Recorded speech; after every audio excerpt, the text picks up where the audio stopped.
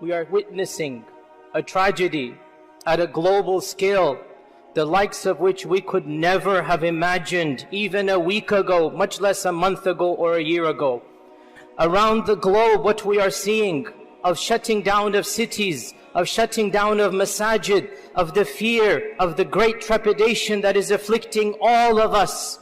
If this is not going to cause us to stop in our tracks, if this is not going to cause us to reflect and to ponder and to think, then what is ever going to cause us to change?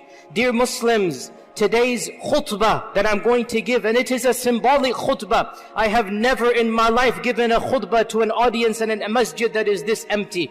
It is a symbolic khutbah. It is being given to remind ourselves, to remind the ummah that there is a reason why this is happening. Dear Muslims, we need to understand what Allah Azza wa Jal tells us in the Qur'an. Surah Al-Anfal, verse 53. ذَلِكَ بِأَنَّ اللَّهَ لَمْ يَغُ مُغَيِّرًا نِعْمَةً أَنْعَمَهَا عَلَىٰ قَوْمٍ حَتَّى يُغَيِّرُوا مَا بِأَنفُسِهِمْ وَأَنَّ اللَّهَ سَمِيعٌ عَلِيمٌ. That is because Allah subhanahu wa ta'ala will never take away a blessing that He has gifted to a people. Allah will never lift up a blessing that He has gifted to the people unless and until they change something in themselves. The blessing of peace, the blessing of security, the blessing of going about wherever we wanted to go, the blessing of society, all of this has been lifted up and it has been replaced with a fear, with an uncertainty. It has been replaced with death being close to us.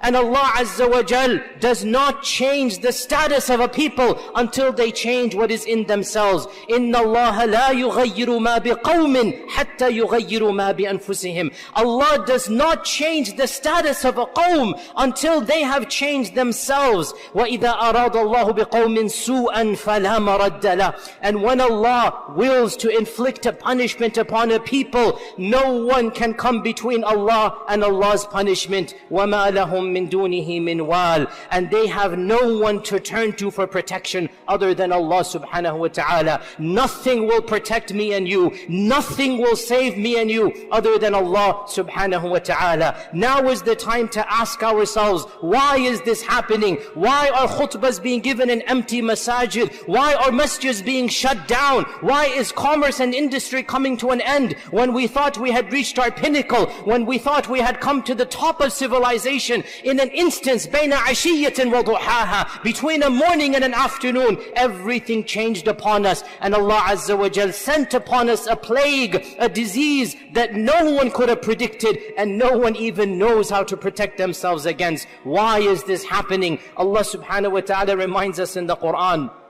ظهر الفساد في البر والبحر بما كسبت أيدي الناس ليذيقهم بعض الذي عملوا ولعلهم يرجعون. Allah has caused fasad, which is fitna, which is a type of evil, which is a type of trial and tribulation. Allah has caused chaos to spread in this earth. Why? بِمَا كَسَبَتْ أَيْدِ النَّاسِ. Because of what we ourselves have done. It is the effects of our own selves. This is something that we don't hear too many people say. It is something that is politically incorrect to say. It is something that hardly any preacher of any religion says. And when they say it, they are mocked and made fun of. That does not change the reality. Why is this happening to us? Allah does not send upon people plagues and diseases unless there is something that they have collectively done.